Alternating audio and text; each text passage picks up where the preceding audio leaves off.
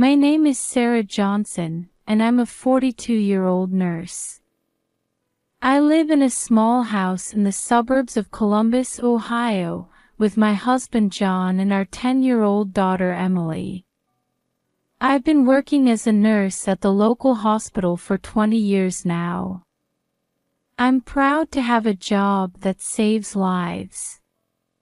I met John 15 years ago when I was having coffee in the hospital cafeteria after my night shift.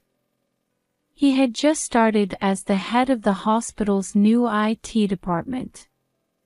I was exhausted, but his gentle approach touched my heart. Our journey to marriage was smooth. After 2 years of dating, we tied the knot on a beautiful autumn day in Columbus City Park.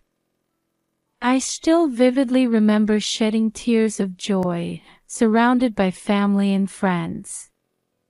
Emily was born 3 years after we got married. The joy I felt when I first held her in my arms is indescribable. As a nurse, I've seen many newborns, but holding your own child is a completely different experience. Emily was an angel who brought happiness to our lives. Emily's early years were a mix of joy and challenges, as they are for all parents. Her first steps, her first words, and her first day of kindergarten, all of these are precious memories for our family. Emily was a bright and active child who especially loved drawing. Our refrigerator was covered with her colorful pictures. However, when Emily was 7, a dark shadow fell over our happy daily life. She suddenly began complaining of shortness of breath and fatigue. At first, we thought it was just a temporary phase of growth. But when her symptoms didn't improve, we decided to have her examined by a pediatrician colleague of mine. After detailed tests, we found out that Emily had a congenital heart defect. At that moment, my world turned upside down.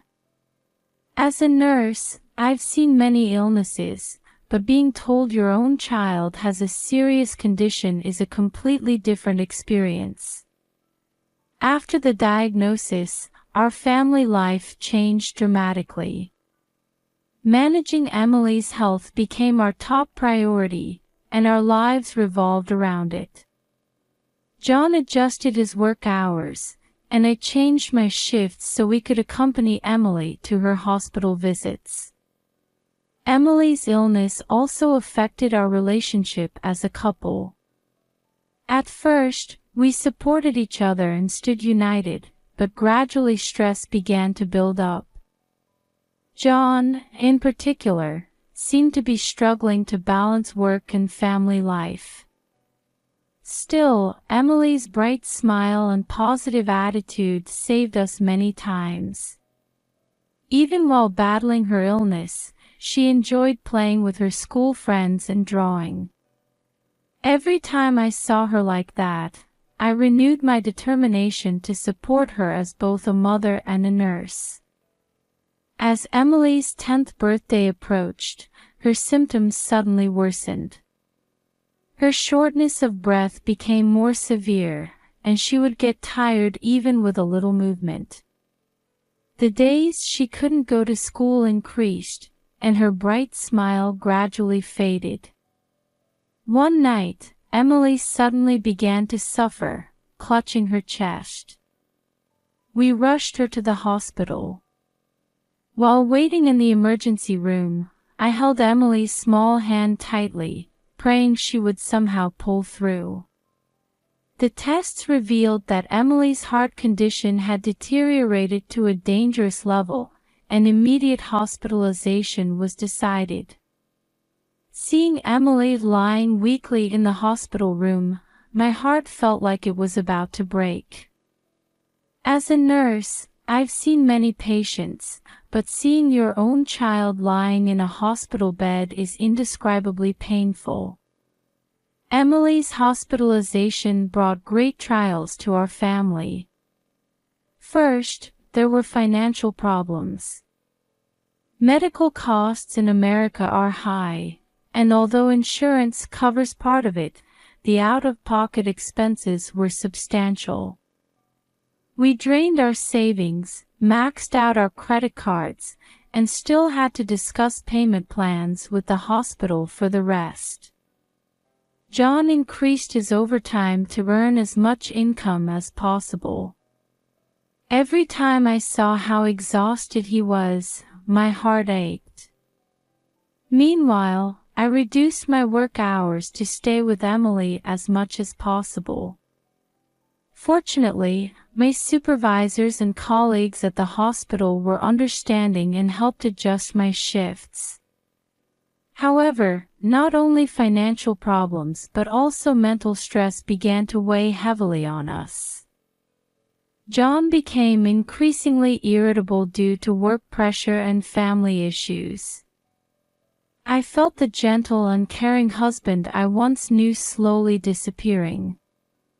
John began to express dissatisfaction with me spending many nights in Emily's hospital room. Who's going to take care of the house? What about my meals? Every time he threw such words at me, I felt deep sadness. I couldn't understand why he would say such things when Emily's life was in danger. In the midst of this, John's mother, Margaret, decided to come help at our house. At first, I thought it would be helpful, but Margaret's presence created new tensions. Margaret believed that Emily's illness could be cured by positive thinking. She didn't believe in modern medicine and insisted that herbal teas and vitamins could cure the disease. As a nurse, such unscientific ideas were unacceptable to me. Moreover, Margaret frequently interfered with my housework and child-rearing methods. "Sarah, you're spoiling Emily too much. With this kind of cooking, you'll never keep John's stomach happy." Being bombarded with such words almost daily, my confidence gradually crumbled. John took his mother's side and began to blame me. "Listen to Mom more. Mom has a lot of experience, you know." Every time he said such things, I felt overwhelmed by loneliness. The tension in the household increased day by day. The time I spent in Emily's hospital room felt more peaceful in comparison.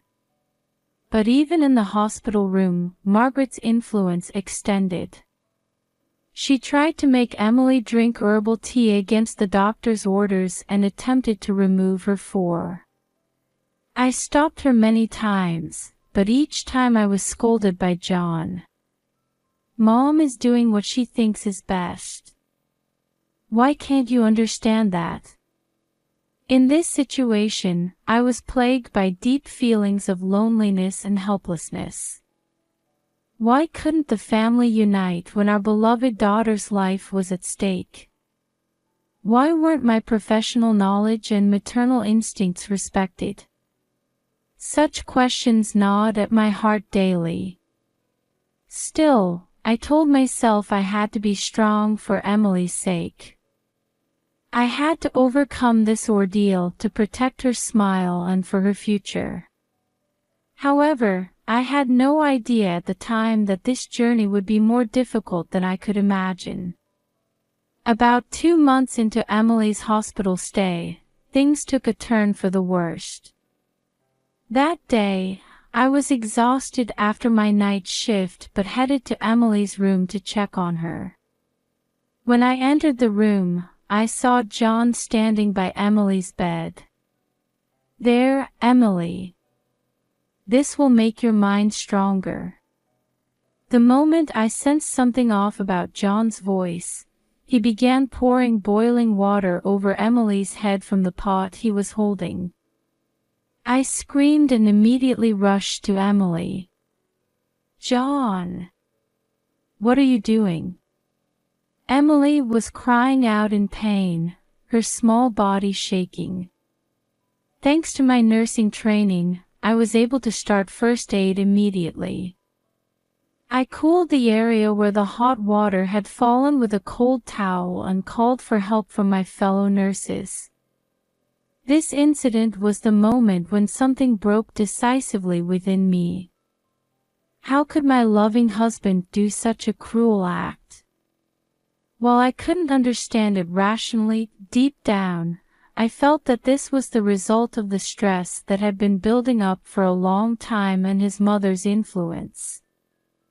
John had been feeling strong pressure at work recently. With his company's restructuring, his department was downsized, and he was anxious about possibly losing his job. In the midst of this, his mother Margaret was imposing old-fashioned values on him, saying things like, "A man must be strong," and "showing emotions is a sign of weakness."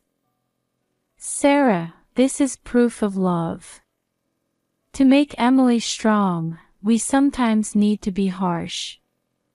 John tried to excuse himself, but I no longer had the capacity to accept his words. As a nurse and as a mother, I cannot overlook child abuse. However, surprisingly, even after this incident, John and his mother tried to leave for their planned trip. "I found a hot spring therapy that will be good for Emily. We'll go first, and then we'll take Emily there." Margaret said this and started packing her bags as if nothing had happened. John agreed, saying, "It'll help me relieve work stress too, so I'm going." I was stunned. How could they go on a trip when our daughter was seriously injured?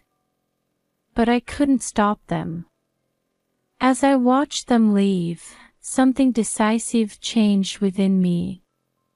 While focusing on Emily's treatment, I thought deeply about my own life. As a nurse, my mission is to protect patients' safety and health.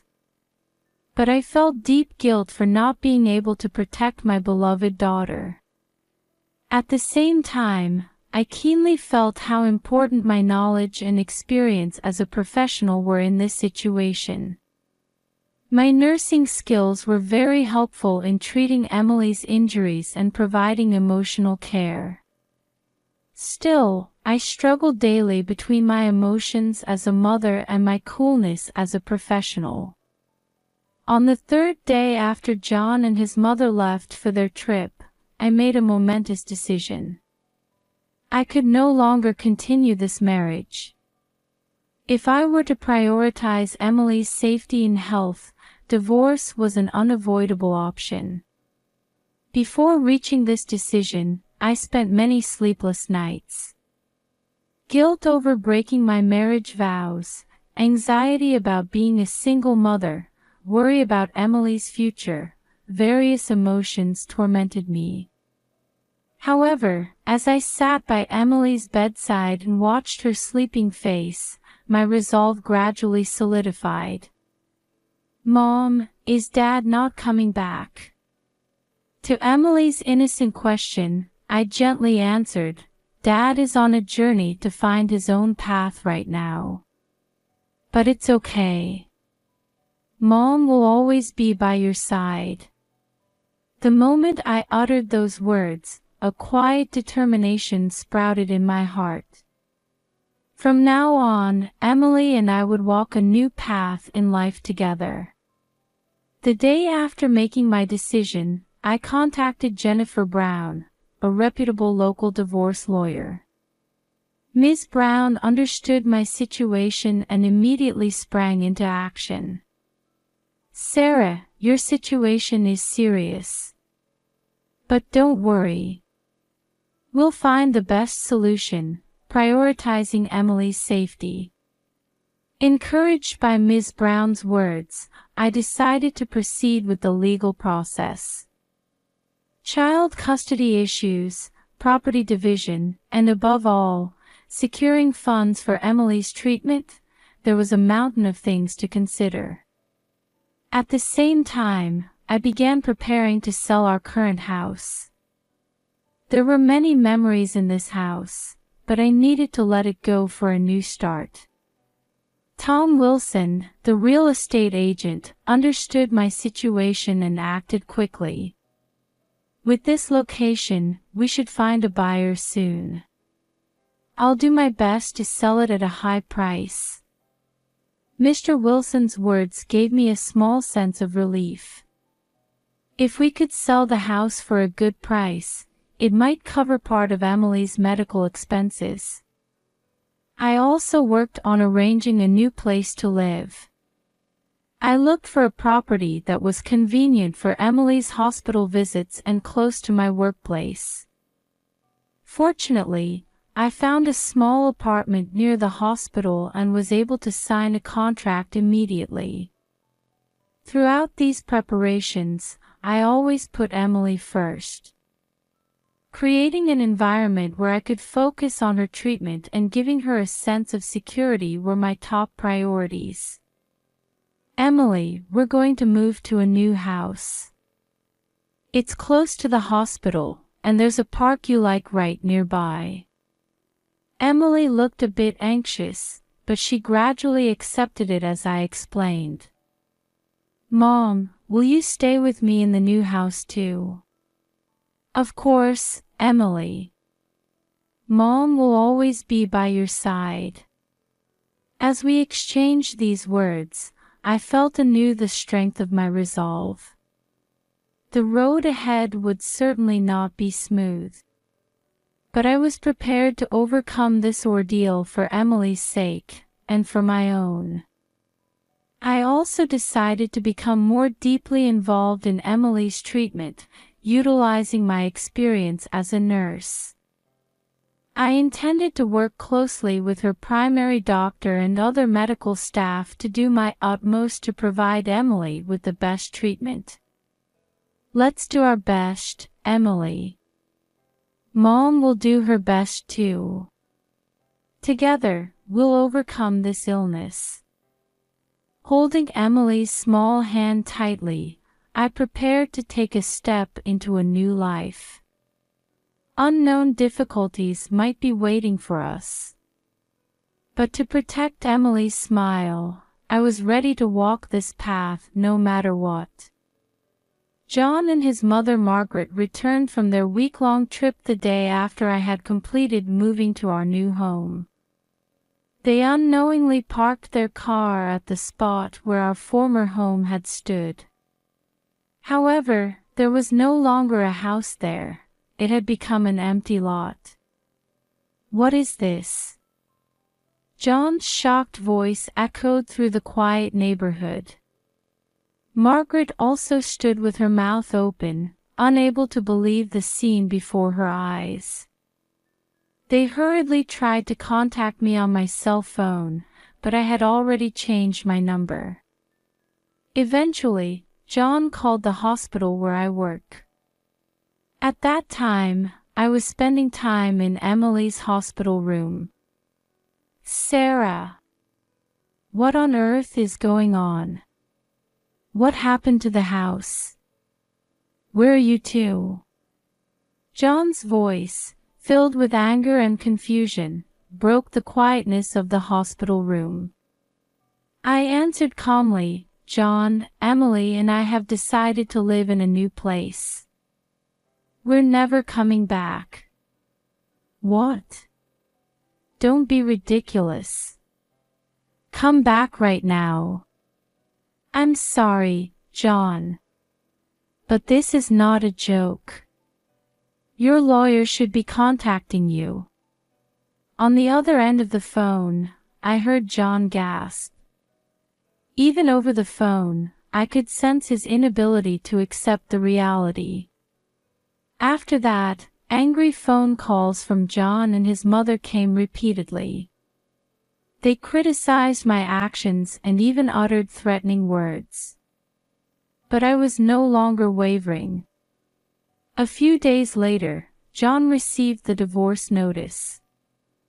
After a long silence, he called with a voice mixed with disappointment and anger. "Sarah, why? Weren't we a family?"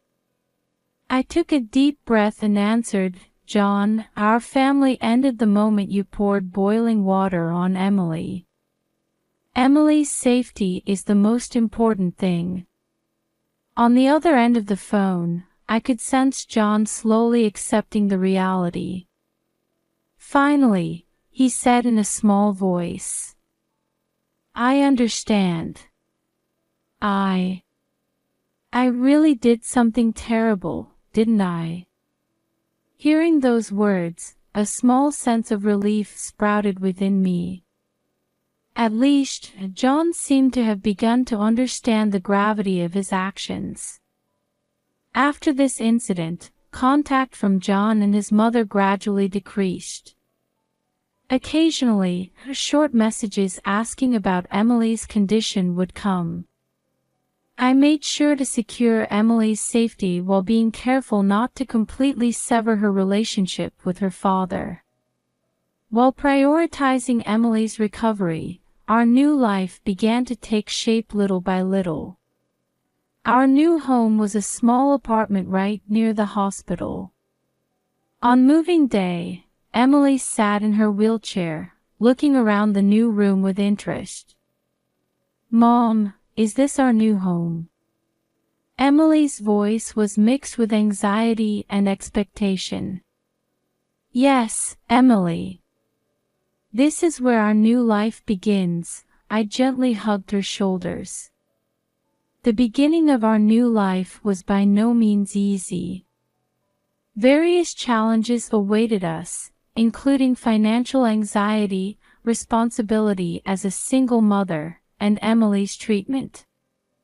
However, every time I saw Emily smile, I was convinced that this decision was correct.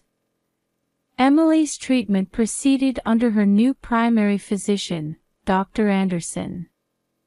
She proposed the latest treatment methods and carefully responded to Emily's condition. "Sarah, we're starting to see signs of Emily's recovery. I'm really amazed by her strength." Dr. Anderson's words filled my chest with joy. Indeed, Emily's condition was gradually improving. The distance she could walk increased, and her appetite returned. We had more opportunities to see her smile. Support from the local community also became a big help for us. The people in the neighborhood warmly welcomed us and helped us in various ways. The Jones couple living next door looked after Emily when I had night shifts. "Sarah, you're a strong woman. If there's anything we can do, just let us know," Mrs. Jones told me. The church community also warmly accepted us. After Sunday Mass, many people approached us and offered words of encouragement. Sometimes they even brought us meals. Balancing work and child rearing was challenging, but thanks to the understanding and cooperation of my hospital colleagues, I managed to make it work. I adjusted night shifts and day shifts to spend as much time as possible with Emily. "Sarah, I'm impressed by your hard work. Take care of your own health too, for Emily's sake." When senior nurse Martha said that to me, I almost burst into tears. Thus, little by little, our new life began to get on track. Emily's smiles increased, and I myself was able to start looking forward and moving ahead. There were many difficulties, but each time we overcame them, our bond grew stronger. Hope for Emily's recovery and for our new life as mother and daughter gradually grew larger. A year has passed since then, and Emily finally reached the day of her discharge from the hospital. Seen off by the hospital staff, Emily walked out of the hospital on her own feet. "Mom, can I go to school?" Emily's eyes were shining with hope. Yes, of course. Everyone's waiting for you, I answered with a smile. Emily's return to school was a great joy for us. Her classmates warmly welcomed her back, and her teachers were genuinely happy about her return. Small changes also came to my own life. Conversations with Dr. Michael, the new pediatrician at the hospital, gradually became more personal. His kindness and thoughtfulness slowly opened my heart. However, what matters most is that the bond between Emily and me has grown even deeper. The time I spend with her every night has become an irreplaceable treasure for me. Mom, we're happy, aren't we? Emily said one night out of the blue. Yes, we really are, I whispered, hugging her. A future full of new hope was spreading out before us.